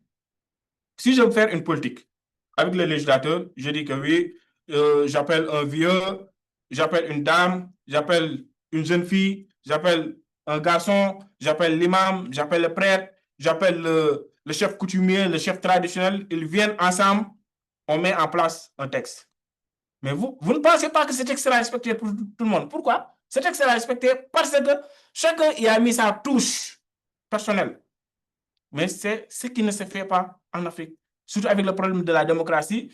Moi, au plan législatif ou bien dans le cadre législatif, je prends certaines personnes où il faut me faire des textes et même parfois la lutte est biaisée. La lutte contre les menaces asymétriques, juridiquement, au plan normatif, est biaisée. Pourquoi? Parce qu'au lieu de mettre en place des textes qui essaie de contenir les véritables assaillants, qu'est-ce qu'on fait? On met des textes pour contourner, non pas pour lutter contre les assaillants, mais pour museler les sociétés civiles, les opposants, etc., etc., etc. Donc, il y a beaucoup de facteurs endogènes et exogènes qui font qu'en réalité, que je ne dirais pas qu'il n'est pas... Nous savons tous que ce n'est pas facile de combattre, mais en tout cas, ça sera très difficile d'arriver à cette solution, ou bien d'avoir des solutions. Voilà. Oui. Merci. On va passer à deuxième tour de questions. On prend M. Nathan, une question déjà en ligne.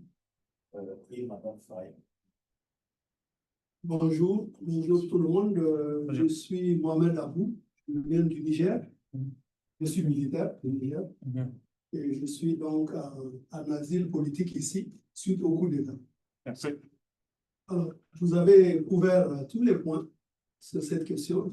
Vraiment, toutes mes félicitations, vous n'avez laissé aucun point de côté. Merci. Et il me semble que ce qui est le plus important dans le développement que vous avez fait, et vous l'avez signalé, c'est l'affaiblissement au fond ou l'inexistence dans ces pays qui font face à des insurrections armées d'un cadre normatif quelconque.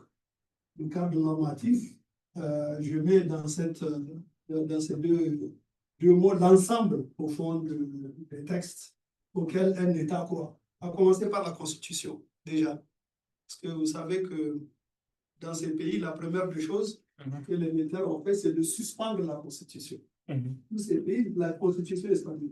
À partir du moment où la Constitution est suspendue, tous les autres textes sont en fait suspendus, y compris les conventions internationales auxquelles le pays est parti. Puis c'est la Constitution qui dit que le pays ratifie tel texte selon la Constitution, selon l'Assemblée nationale. Donc, ce sont des pays qui sont déjà des États dans lesquels il y a un non-droit. Ce n'est pas c'est une caractérisation, ce n'est pas une accusation, c'est une caractérisation.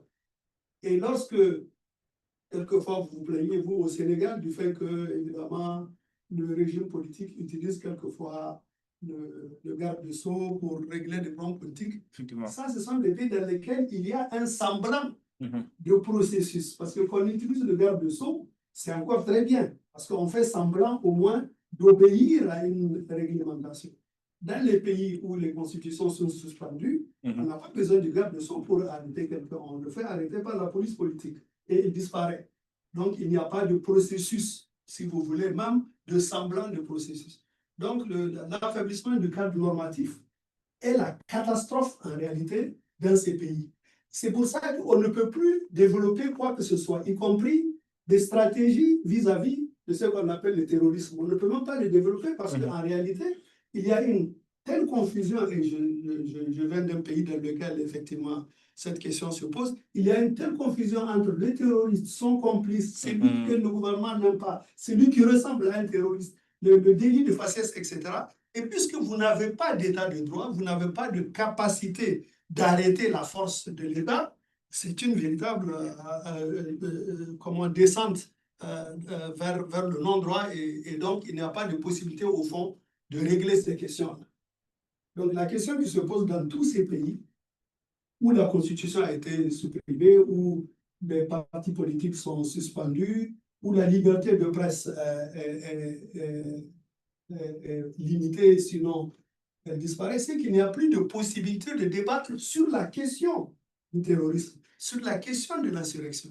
Il n'y a plus de possibilité d'analyser cette question et de lui trouver ne serait-ce que les causes profondes, parce que ça apparaît comme une justification.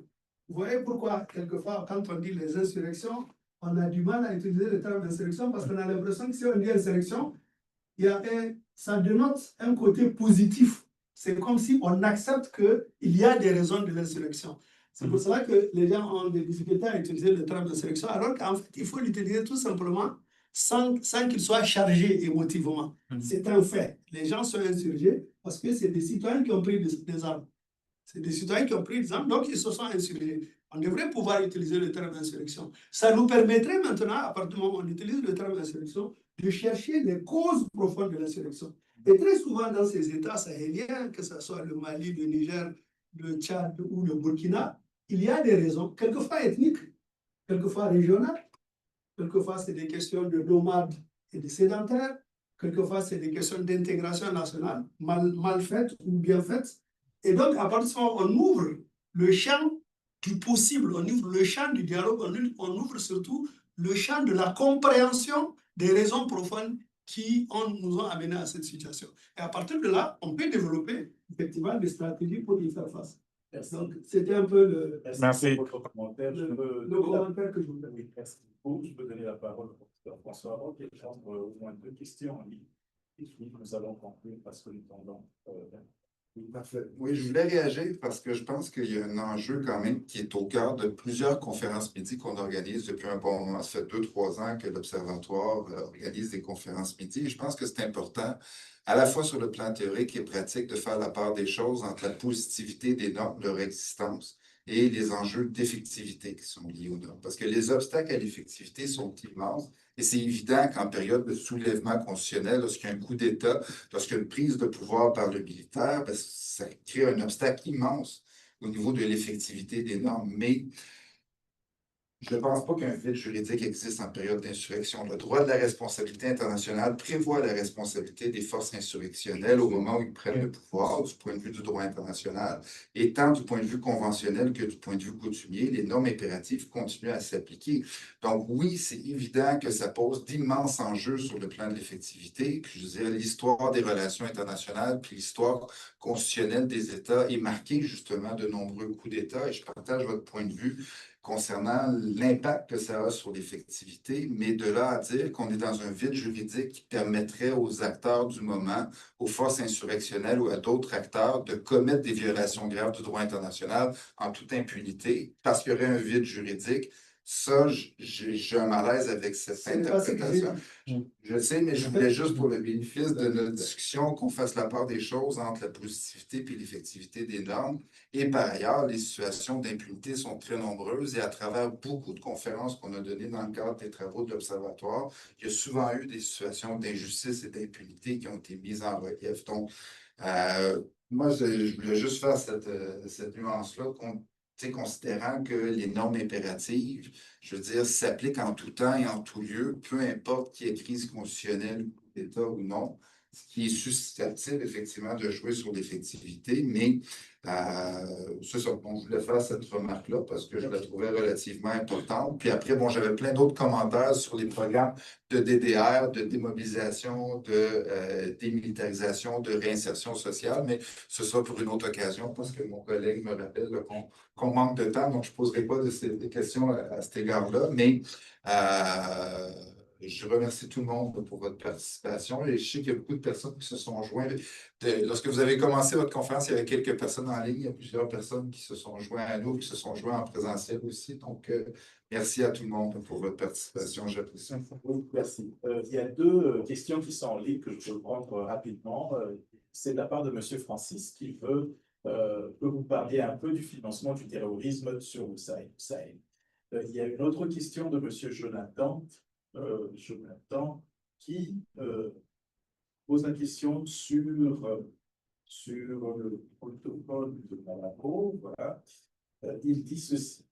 Le protocole de Malabo de 2014 qui a doté la future Cour africaine de justice et le droit de l'homme d'une section de droit international pénal compétente par rapport au mécanisme de prévention et répression du terrorisme. Pouvons-nous dire qu'il y a encore absence sur le plan régional africain où il faut que les États africains accélèrent l'entrée en vigueur du protocole et quelles seraient les conséquences avec la Cour pénale internationale au cas où le protocole entrerait en vigueur? En bref, quelle lecture faites-vous de cet instrument africain par rapport au mécanisme de prévention et de répression du terrorisme? Il y a M. Kaloumé qui veut prendre la parole. Tu peux prendre rapidement la parole. Apparemment, ta question, je peux préciser encore ta question et puis je veux peut-être prendre la parole et donner la parole à l'orateur du jour. Monsieur Kaloumé Béa, professeur, je vais prendre la parole pour peut-être clarifier quelque chose. Oui. J'ai vu votre main levée. Là. Ouvrez le micro pour qu'on vous entende. Apparemment. Bon, voilà. Alors, donc, je me tourne vers le conférencier. Je veux peut-être lui poser aussi ma question, hein, parce que j'ai vraiment beaucoup aimé votre présentation. C'était très intéressant. Merci. Et vraiment un grand challenge parce que quand même, c'est plus de 70 slides. Et tu as parlé vraiment de manière avec un rythme soutenu et puis on n'était pas ennuyé. Ma question, c'est pratiquement ta dernière question que tu te poses. Bon, j'ai plusieurs questions à poser, mais je veux carrément rester sur cette question-là. Tu as parlé de l'agenda 2063 de l'Union africaine. Je suis très content que tu en parles parce qu'on a un projet d'ouvrage avec le professeur François Roch. Probablement bientôt, ça sera sorti sur le bilan des 10 ans de l'agenda 2063.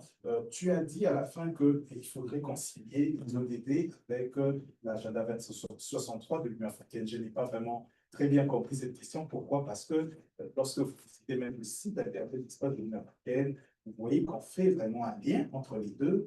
Je sais aussi que les questions de paix sont traitées dans cet agenda 2063, les questions aussi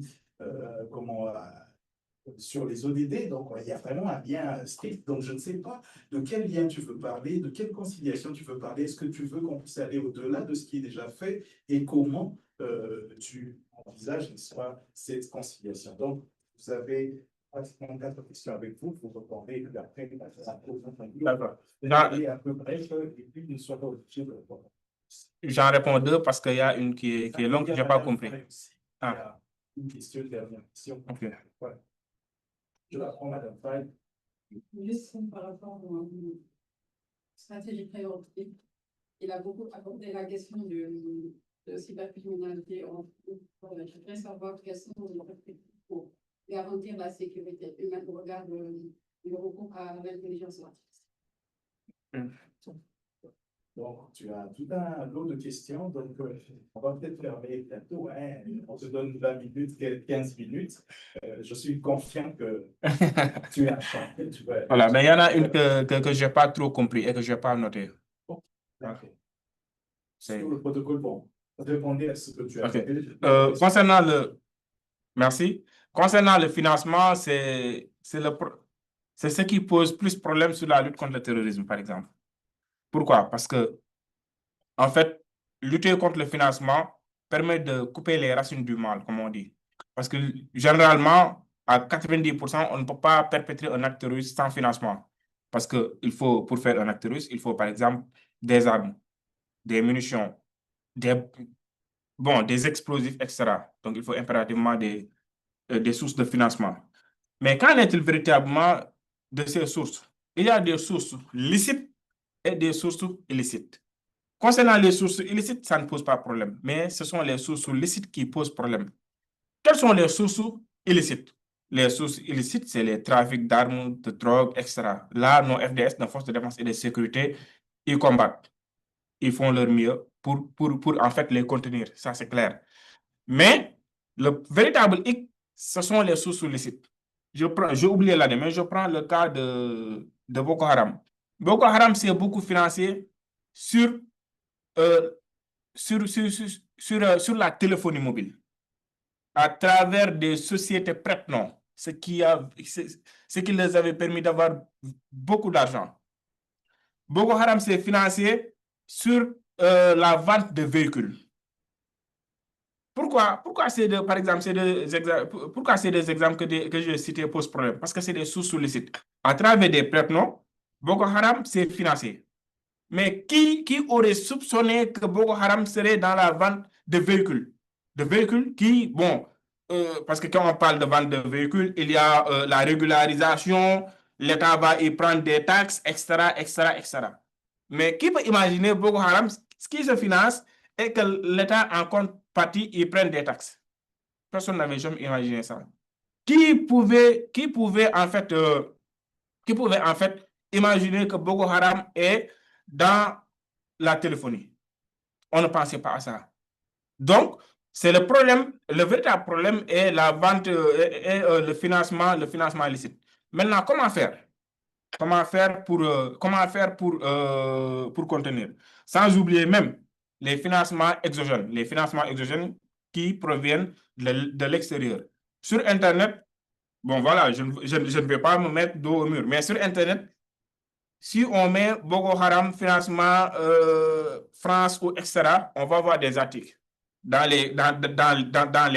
lesquels certaines personnes reprochent à des forces étrangères de financer Boko Haram.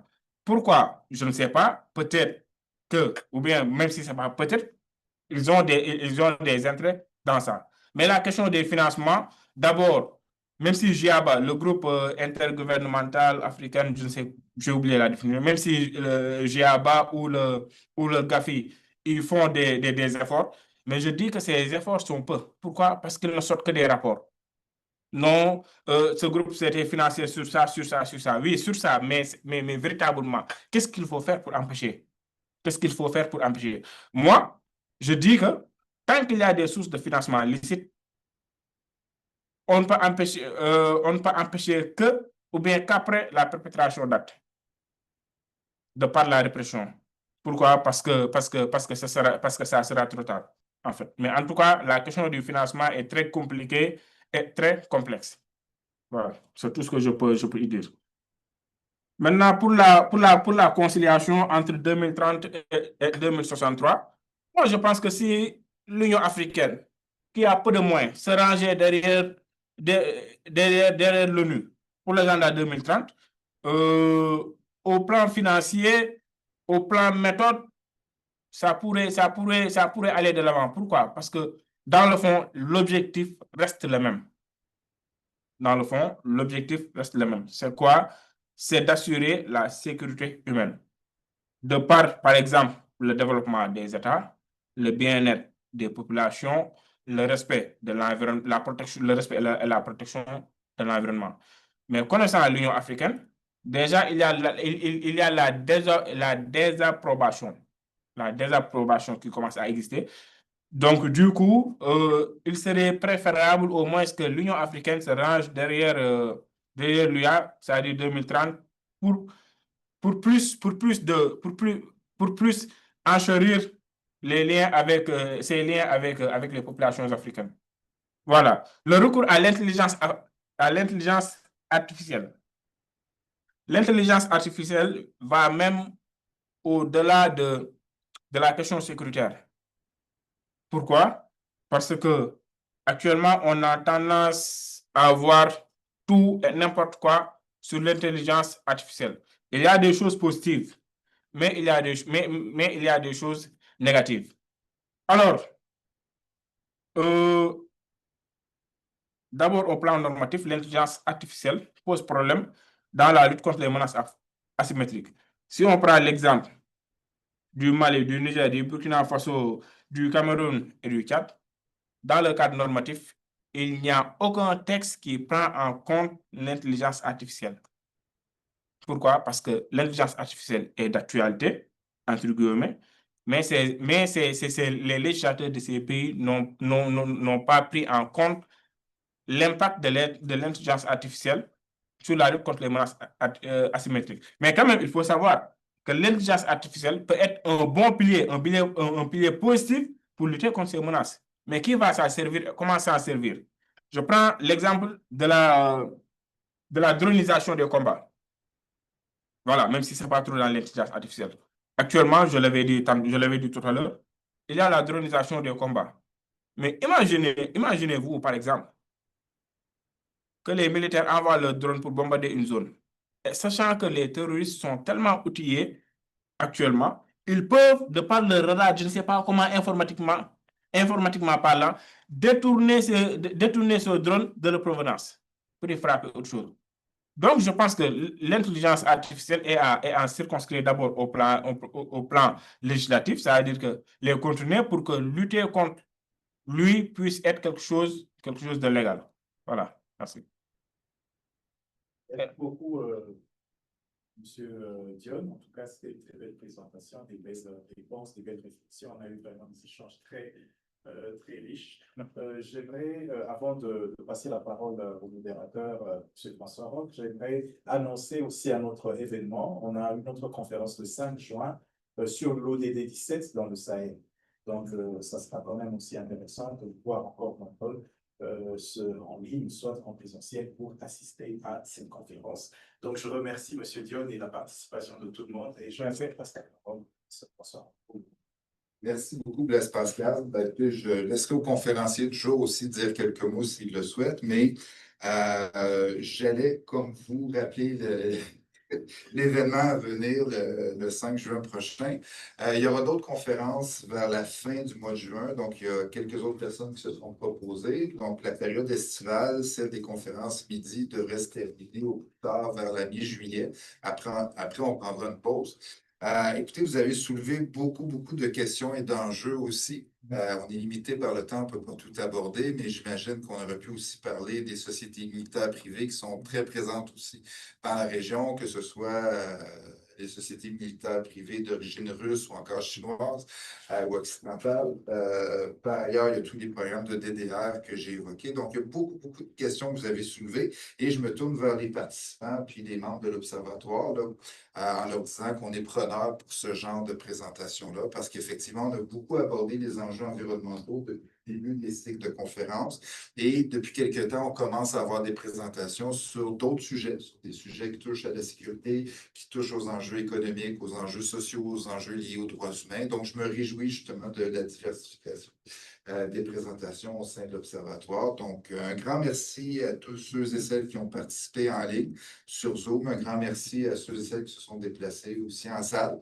Une invitation à être en présentiel pour les prochaines conférences. Donc, pour ceux et celles qui sont présents, justement, il y aura un verre de l'amitié.